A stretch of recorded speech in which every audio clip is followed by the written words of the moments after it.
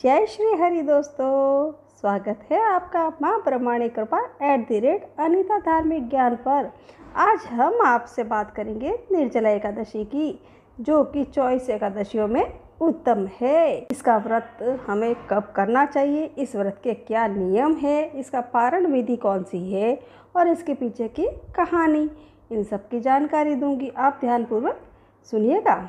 निर्जला एकादशी का व्रत बहुत पावन माना जाता है। इस दिन जल का पूरी तरह से त्याग करना होता है। इस दिन भगवान विष्णु की पूजा का विधान है। कहा जाता है कि इस एकादशी का व्रत रखने से सभी यानी 24 एकादशी व्रत रखने का फल मिलता है, साथ ही सभी मनोकामनाओं की पूर्ति होती है। तो चलिए व्रत के नियम जानते हैं। निर्जला एकादशी का हिंदू धर्म में विशेष महत्व है। यह व्रत ज्येष्ठ मास के शुक्ल पक्ष की एकादशी को रखा जाता है। जैसा कि इसके नाम से पता चल रहा है कि इसे निर्जल व्रत रखने का विधान है। यह व्रत निर्जला एकादशी सबसे कठिन एकादशी में से एक मानी जाती है, इसलिए इसके नियमों का पालन करना बहुत ही महत्वपूर्ण है, ताकि आपका व्रत खंडित न हो और आपको इसका फल प्राप्त हो सके। तो चलिए इस दिन से जुड़े नियमों के बारे में जानते हैं। हिंदू पंचांग के अनुसार ज्येष्ठ माह के शुक्ल पक्ष की एकादशी तिथि 6 जून को रात 2:15 पर शुरू होगी।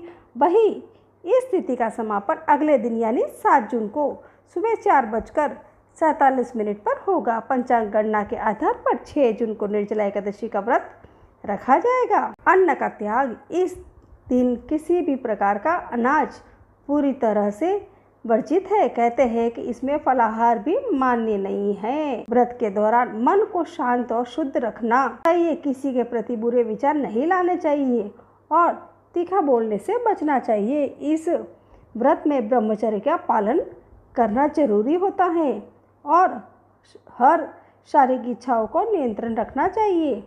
इस दिन भगवान विष्णु की पूजा अर्चना, भजन कीर्तन और कथा सुननी चाहिए। इसके साथ ही इस तिथि पर रात को जागरण करना भी शुभ माना जाता है। द्वादशी के दिन सूर्योदय के बाद व्रत का पारण करें और पारण से पहले जरूरतमंदों को दान दक्षिणा दे और पूजा करें। व्रत के दौरान क्रोध और लोभ जैसे नकारात्मक विचारों से दूर रहना चाहिए। ऐसा माना जाता है कि इस व्रत का भाव के साथ पालन करने से भगवान विष्णु की कृपा मिलती है, साथ ही जीवन में सुख शांति और समृद्धि आती है। निर्जला एकादशी का व्रत बेहद पुण्यमय माना जाता है। इसे सभी एकादशियों में श्रेष्ठ माना जाता है।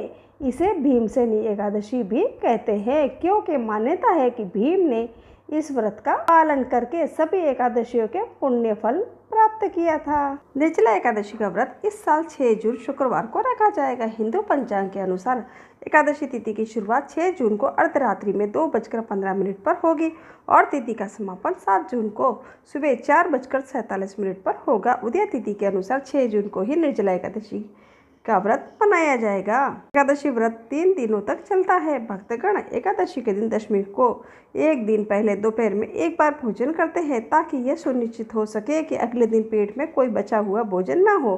भक्तगण एकादशी के दिन बिना भोजन या पानी के कठोर उपवास रखते हैं और अगले दिन द्वादशी सूर्योदय के बाद ही उपवास खोलते हैं। 5 जून को दशमी तिथि को सूर्यास्त से पहले सात्विक भोजन करें, दोपहर के बाद अन्न ग्रहण न करें और ब्रह्मचर्य का पालन करें। सूर्योदय से पहले उठकर स्नान करें और स्वच्छ वस्त्र धारण करें। भगवान विष्णु का ध्यान करते हुए निर्जला व्रत का संकल्प ले।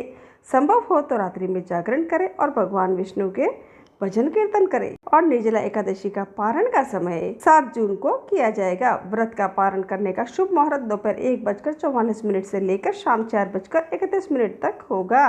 द्वादशी तिथि पर सुबह जल्दी उठे, स्नान के बाद सूर्यदेव को अर्घ्य दें, मंदिर की साफ सफाई करके भगवान की पूजा करें और देसी घी का दीपक जलाएं और भगवान विष्णु के सामने मंत्रों का जाप करें और उनको सात्विक भोजन का भोग लगाए और उनसे प्रार्थना करें कि आपने सच्चे तन मन से विष्णु भगवान का व्रत किया है, इसे स्वीकार करें। फिर आप इसका पारण कर सकते हैं। पंचांग के अनुसार गृहस्थ लोग 6 जून शुक्रवार को व्रत रखेंगे और अगले दिन यानी 7 जून को पारण करेंगे, जबकि वैष्णव यानी साधु सन्यासी समाज के लोग 7 जून को व्रत करेंगे और 8 जून को व्रत का पारण करेंगे। अब आपका कन्फ्यूजन दूर हो गया होगा कि हम 6 को करें या 7 को करें। निर्जला एकादशी को भीमसेनी एकादशी के नाम से भी जाना जाता है, लेकिन क्या आप जानते हैं कि इसे भीमसेनी एकादशी क्यों कहते हैं? चलिए जानते हैं। निर्जला एकादशी को भीमसेनी एकादशी कहने के पीछे एक पौराणिक कथा प्रचलित है।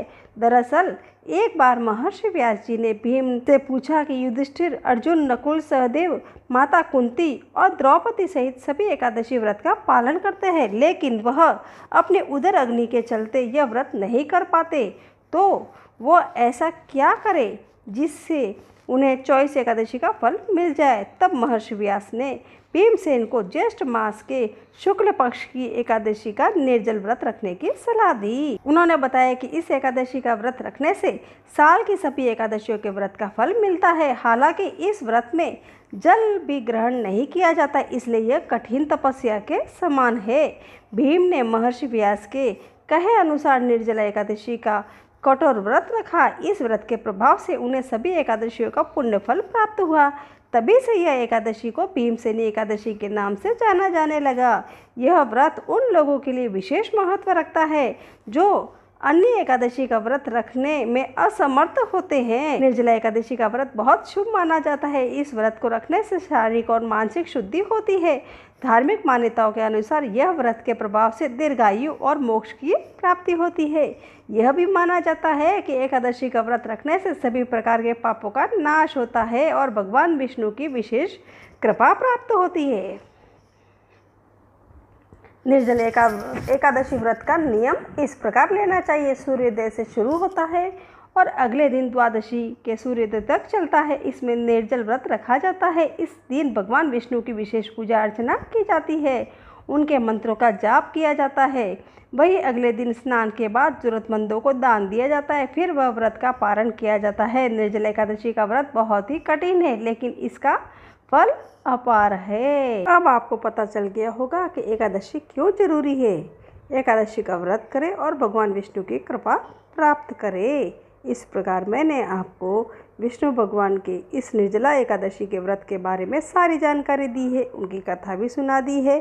अगर आपको मेरा ये वीडियो पसंद आया है तो आप मेरे इस वीडियो को लाइक करें, शेयर करें और कमेंट में जय श्री हरि कर ज़रूर कहें और अपने दोस्तों के साथ ये वीडियो ज़रूर शेयर करें। जय श्री हरि।